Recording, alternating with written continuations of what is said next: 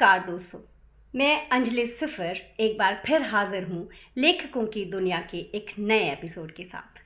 आप सबसे मिली उत्साहवर्धक प्रतिक्रियाएं हमारा यकीनन उत्साह बढ़ा रही हैं। आपसे मिले कीमती सुझावों से हमने इस कार्यक्रम को और रोचक, बेहतर और जानकारी से भरपूर बनाने की कोशिश की है। हमें विश्वास है कि ये कार्यक्रम आपको पसंद आ रहा होगा। आप जानते ही हैं कि इस महत्वपूर्ण किताब के लेखक हैं सूरज प्रकाश जी, और ये किताब उनके 3 बरस के गहन शोध का नतीजा है। आज के एपिसोड में भी लेखकों की अजीब आदतों के बारे में हम बात करेंगे। और ये बात हम पहले भी कह चुके हैं कि हर लेखक सभी मामलों में दूसरे लेखकों से अलग होता है। उनकी आदतें, उनके वहम या उनकी सनकें और लिखने के लिए खुद को तैयार करने के तरीके एक दूसरे से अलग होते हैं।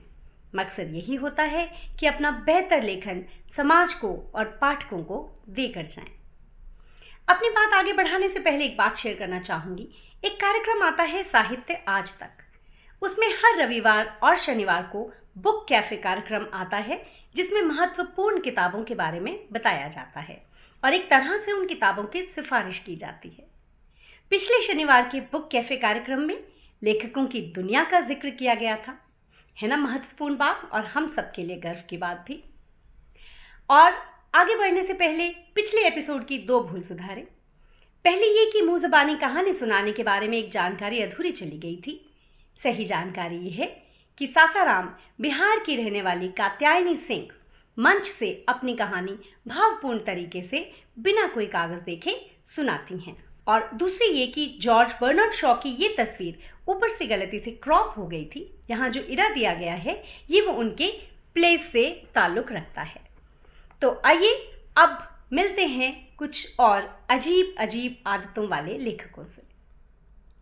विख्यात अंग्रेजी कवि बायरन सोते सोते डरावने सपने देखते थे। इन डरावने सपनों के चक्कर में वो हमेशा अपने सिरहाने कारतूसों से भरी 2 पिस्तौलें रखकर सोते थे, ताकि सपनों के काल्पनिक शत्रु से मुकाबला किया जा सके। कहा जाता है कि बहुत सी रातों में उनके कमरे से पिस्तौलों के चलने की बाकायदा आवाज़ भी सुनाई देती थी। 17वीं शताब्दी के कवि तथा सेंट पॉल के डीन जॉन डॉन अपने कमरे में शवों को ले जाने वाली संदूक रखते थे। जीवन का कोई ठिकाना नहीं, इस बात को हमेशा याद रखने के लिए वो रोज़ाना कुछ मिनटों के लिए ताबूत में लेट जाया करते। वर्जीनिया वुल्फ के बारे में हम बता ही चुके हैं कि वो खड़े होकर लिखती थी।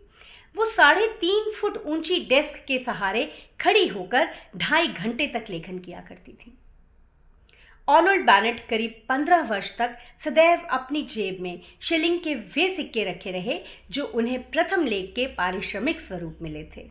बहुत खास होता है ना पहला पारिश्रमिक। विख्यात लेखक और कलाकार लियोनार्डो दा विंची के लिखे अक्षर कुछ गिने चुने विशेषज्ञ ही पढ़ और समझ पाते थे। वो औरों की तरह बाएं से दाएं न लिखकर दाएं से बाएं लिखा करते। अंग्रेजी के महान कवि और प्रकृति के महान शब्द चित्रकार विलियम वर्ड्सवर्थ प्रकृति से बहुत गहरे जुड़े हुए थे। लिखने के लिए वो जंगल में चले जाते थे और नाचते हुए मोर को देखकर और फूलों, पेड़ों और पत्तियों को निहारते हुए ही उनका लिखने का मूड बनता था। वन्य पशु पक्षियों की आवाज़ भी उन्हें लिखने के लिए प्रेरित किया करती थी। एक विचित्र बात उनमें और थी, उनकी कलम का ऊपरी भाग सुगंधित इत्र से भीगा रहता था। वो कलम को सूंघते जाते थे और लिखते जाते थे। कहा जाता है कि गर्टुड स्टीन को लिखते समय अपनी दृष्टि रेखा में एक गाय रखना पसंद था।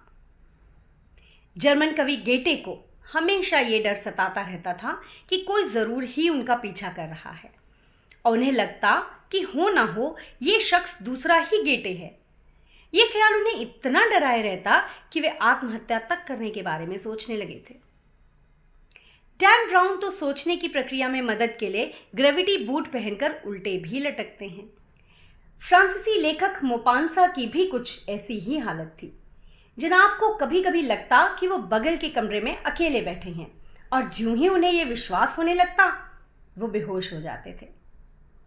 माया एंजेलो एकांत पसंद करती थी, और उन्होंने किराए के होटल के कमरे में काम किया, जिसे उन्होंने सभी ध्यान भंग करने वाली चीज़ों से खाली करवा दिया था। समय सीमा का सामना करने के लिए विक्टर ह्यूगो ने अपने नौकर से कह रखा था कि वो उनके कपड़े छुपा दे, ताकि उन्हें घर के अंदर रहने और लिखने के लिए मजबूर किया जा सके। और कभी कभी तो वे बिना कपड़े पहने भी लिखा करते थे। सुसान सोंटेग अपने पहले मसौदे हाथ से लिखना पसंद करती थीं। स्विट्जरलैंड निवासी लेखक जोनास पायरी एकांत में काम नहीं कर पाते थे। शोर जुटाने के लिए वो ट्रेन में सवार होकर लिखते। लिखने की इस धुन में वो रोजाना लगभग 200 किलोमीटर तक की यात्रा कर लेते थे। उनके लिखे हुए को अगर हिसाब में लें तो उन्होंने अपने जीवन में 21,90,000 किलोमीटर की रेल यात्रा कर ली थी, और वो भी सिर्फ शोर की चाहत के कारण। और अंत में आज का किस्सा, और इसका शीर्षक है बिना किताबों वाला घर। ये किस्सा एक प्रसिद्ध बांग्ला उपन्यासकार बलाई चंद मुखोपाध्याय का है, जो बनफूल के नाम से लिखते थे। वो उपन्यासकार, नाटककार, कवि थे। उनके उपन्यासों पर कई फिल्में बनी थी। भुवन सोम उनके उपन्यास पर ही बनी थी। तो किस्सा यूं है कि उनकी बेटी बड़ी हुई तो कई अच्छे अच्छे रिश्ते आने लगे। ऐसा ही एक रिश्ता दूर कस्बे में बसे एक बहुत बड़े जमींदार के घर से आया। हमारे उपन्यासकार महोदय अपनी पत्नी के साथ घर बार देखने ट्रेन से गए। स्टेशन पर शानदार बग्घी लेने आई थी, आगे पीछे 4 घुड़सवार। जमींदार के महल में दोनों की बहुत खातिरदारी हुई, किसी किस्म की कोई कमी नहीं। शानो शौकत सब आला दर्जे की। सैकड़ों बीघा खेत, नौकर चाकर, हाथी घोड़े और दुनिया भर के ऐशो आराम का इंतजाम। वापसी में दोनों को कीमती उपहारों से लाद दिया गया। ट्रेन चली तो उपन्यासकार की पत्नी बेहद खुश होकर बोली, घर बैठे हमें कितना अच्छा वर और घर बार मिल रहा है। हमारी बेटी के तो भाग खुल गए। बेटी राज करेगी हमारी। उपन्यासकार महोदय तुनक कर बोले, राज तो तब करेगी ना जब हम इस घर में उसकी शादी करेंगे। बीवी चौंकी। चौंकना ही था। क्या मतलब? क्या कमी नजर आई आपको इस घर में? सब कुछ तो आला दर्जे का था। तब उपन्यासकार महोदय ने आराम से बताया, तुम दिन भर महल जैसे घर में रही, सब कुछ देखा भाला, माना वहां किसी चीज की भी कमी नहीं थी। लेकिन भगवान, तुम ही बताओ, पूरे महल में तुम्हें एक भी किताब नजर आई? तब उन्होंने ठंडी सांस भरते हुए कहा, हमारी बेटी सारी उम्र हजारों किताबों के बीच बड़ी हुई है। बिना किताबों वाले घर में तो एक दिन में पागल हो जाएगी। तो आज के एपिसोड में इतना ही। अगले एपिसोड में हम लेखकों के बारे में कुछ और रोचक बातें शेयर करेंगे। आपके सुझावों और प्रतिक्रियाओं का इंतजार रहेगा। नमस्कार।